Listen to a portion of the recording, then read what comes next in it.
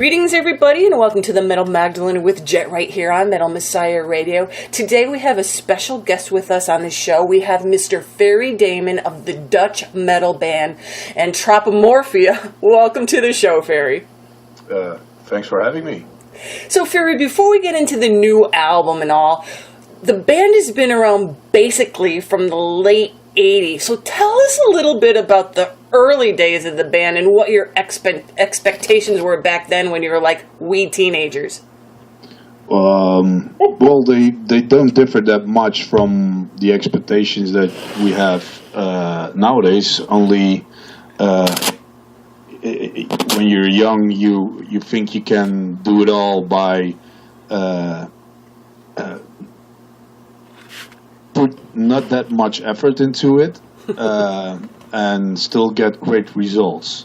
And that's not the case. We didn't give a flying fuck about anything, so it was all just about making music and partying and not taking it all too seriously, so it really didn't get us where we wanted to go, which is logical at the end, but, you know, you're young, you're stupid, naive, you think you know it all, but when you get a little bit older, you realize that that's not the case. And what was like the metal scene like back then when you guys first started out? And what bands were you going to see in your area? Oh wow! It's to me, personally, it was way more exciting than it is nowadays. It's then, you know, music, certain genres came up when I was growing up. You didn't have thrash metal. It got invented, and it became something when I was a teenager. The same goes for death metal. It wasn't around, so you were a part of something totally new that nobody else ever heard before. I mean, there was so much more exciting than now. I mean, music is everywhere, and it's gone the next day, and everything has been done millions and millions of times. So I miss that. I think that sucks for this generation, because, you know, what do they get to, what did they have in this era, new metal, and what is it, deathcore, or I don't even know how it all is called, but for us it was my first real, I saw some local heavy metal bands, but my real first show was Solomon Whiplash. Solomon was promoting the Sodomy Lost Explosion of Sodomy EP, and Whiplash was promoting Ticket to Mayhem, I believe. Wow. And that was my first outside of my own town concert. I worked at a place when I was like 14 or 15 years old, and we had Death on the Leprosy tour. All these bands that people now still see as a big influence, or one of the originators of the genre, but then just starting out. Autopsy, Carcass, Bolt Thrower, you name it. Everybody passed through. And what was it like for you too? I mean, and I'm from back then too, when the first time you heard like these death metal vocals, what did you think in your mind the first time you heard that stuff? Well, to be honest, most of my friends, our drummer especially, were really big thrash fans. They were into all the German stuff, you know, and I was a fan of the old Hellhammer and the Celtic Frost stuff. But then a friend of ours came home. He bought a record called Scream Bloody Gore, and he put it on, and I was I can't describe what was going through my mind. I was, okay, this is what I've been missing all of the time, and what I was missing in thrash metal. I didn't like the harsh, high pitched vocals. I liked the grunt, the growling, the morbid sound of the whole music, you know. So as soon as we were finished listening to the album, I got on the bus and bought the record also.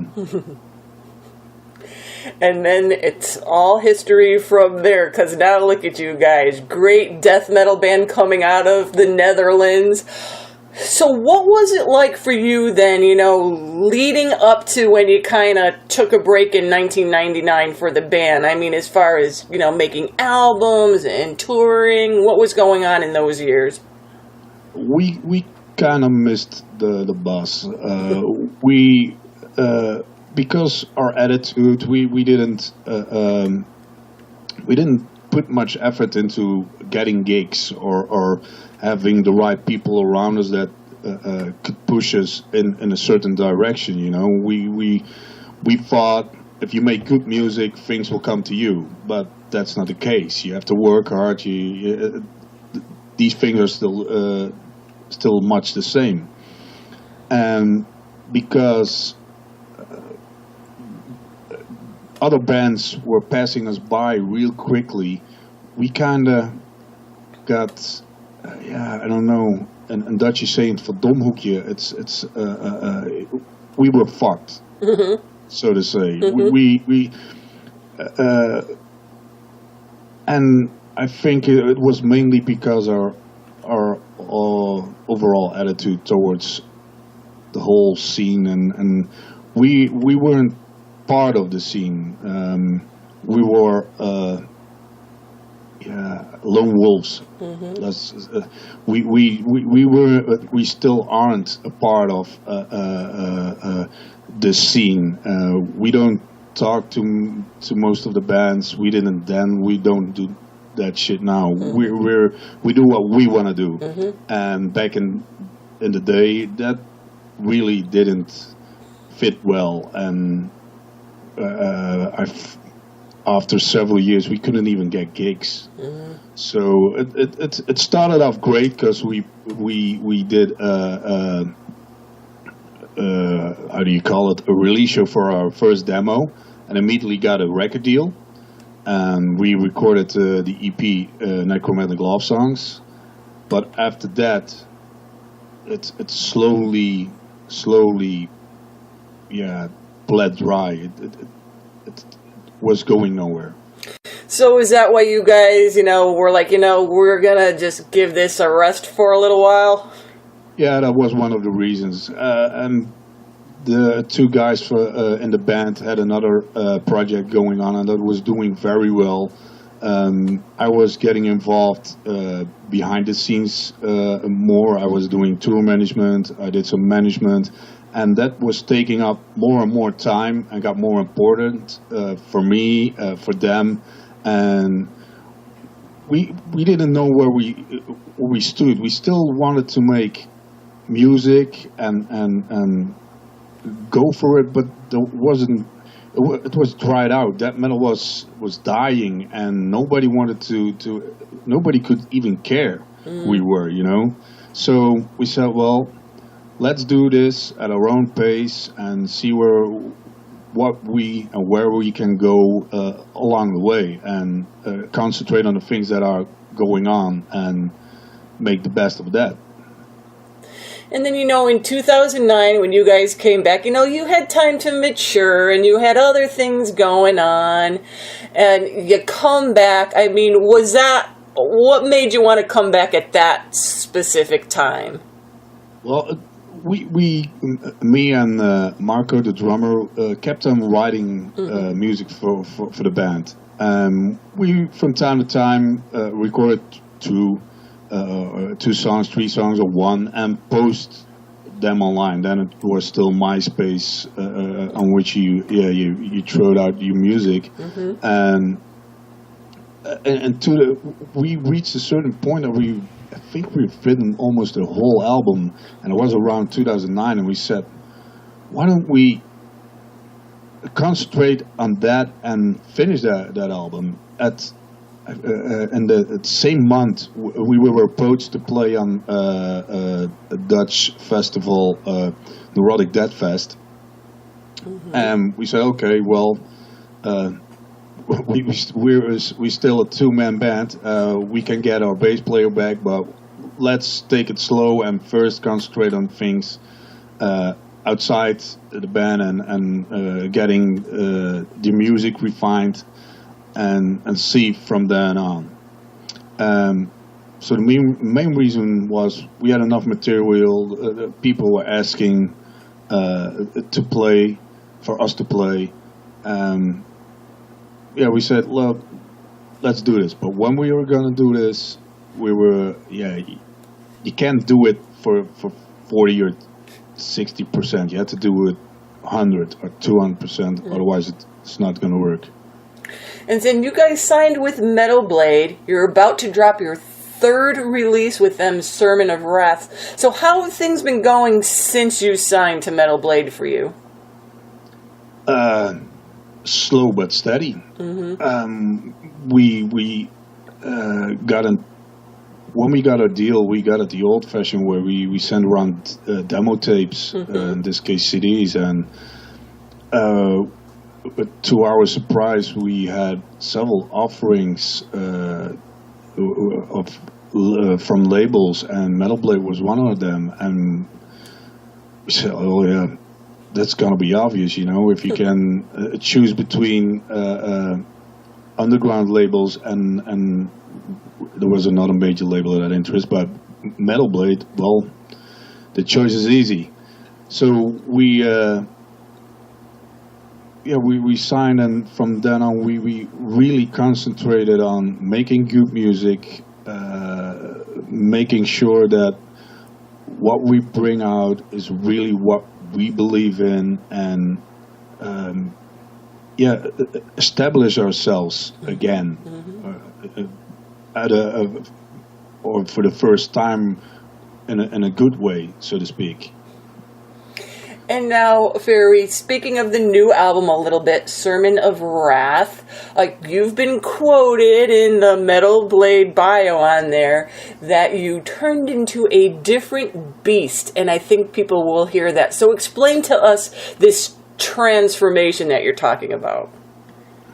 Well, when you start recording an album, at least in our case, we don't plan anything. You take time off to write it, and you hope you can fit it in and make it at that period.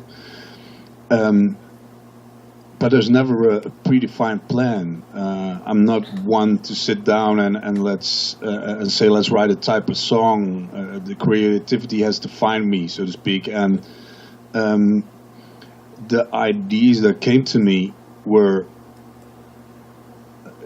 a little more different and more diverse. And once you have a couple of basic ideas, you know where.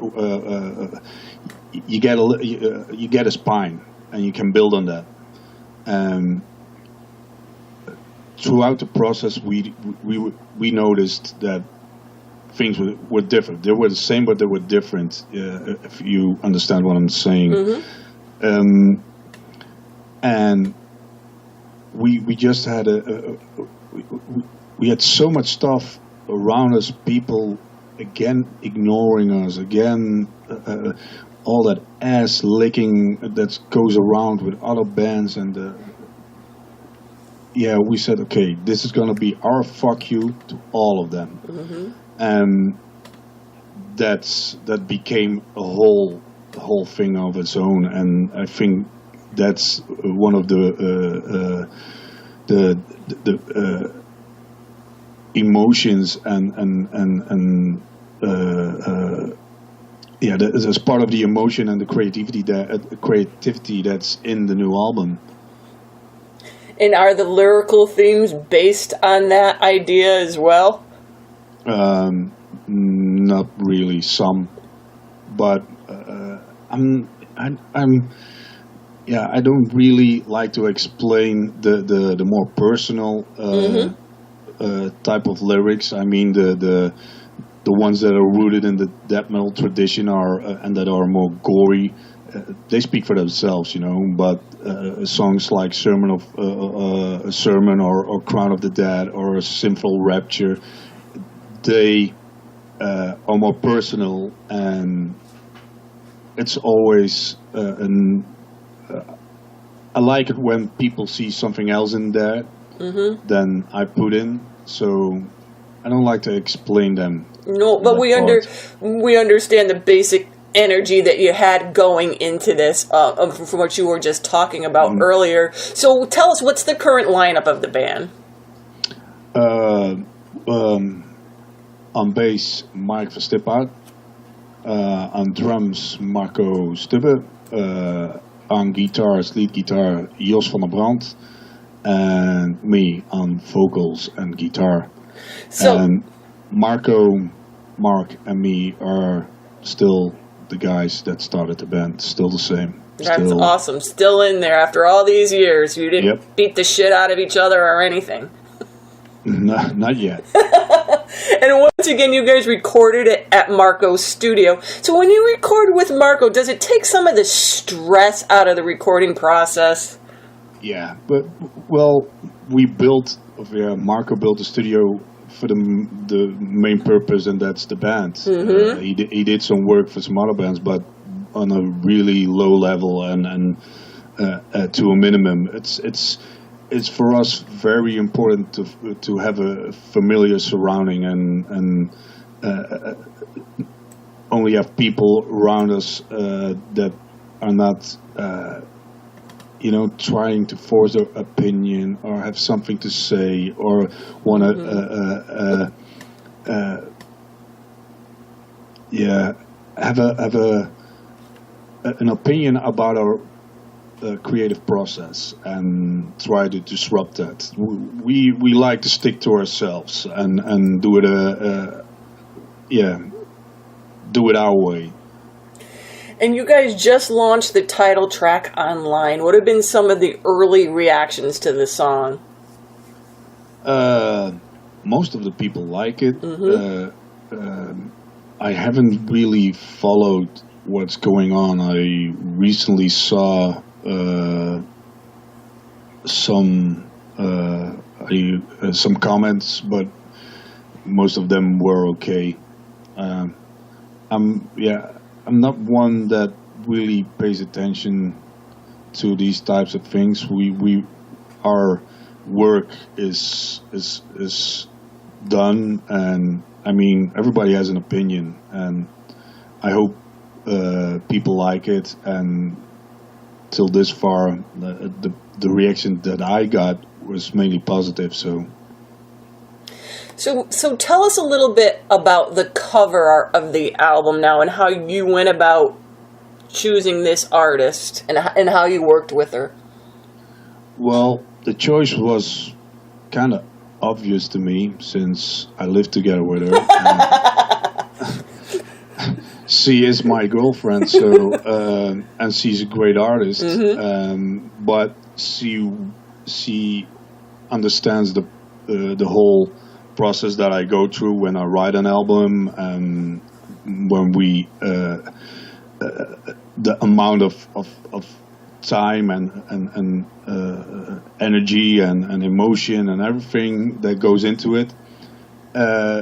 And I, because we know each other that well, it's for her. It's and for me too. It's much easier to relate to each other on what I want and what my vision is and what I want to see in that in an album cover. So I explained the song. I explained what I saw before me, and well, her excellent craftsmanship did the rest of the job. And it's a beautiful cover. So now what kind of touring are you guys going to be doing this year?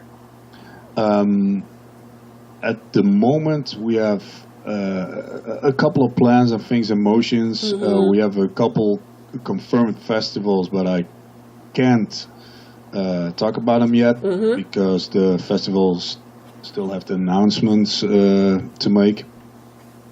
So, okay, then what sites are the best sites that we could go to learn more about the band and what tours you're going to be doing once they are confirmed, Ferry? Just a regular site of Facebook. It will be on there, I believe. And now for you personally, were you happy when you finished Sermon of Wrath listening to it? Yeah, sure. Otherwise, I wouldn't put it out. I mean, we've done it before. Write an whole album and then just throw it into the garbage because we didn't feel it was good enough. So, I'm very pleased with the album. I think it's our best work today. I know all artists will say that, but to me, I honestly believe we've reached a certain point in our career that. Yeah, this album reflects that in so many ways and on so many levels. So I'm very pleased with the end process. Yeah, it is actually a great album. And just out of curiosity, who does the backing vocals on Crown of the Dead? They're done by Rianne van Dort. She's the lead vocalist of a band called Doel.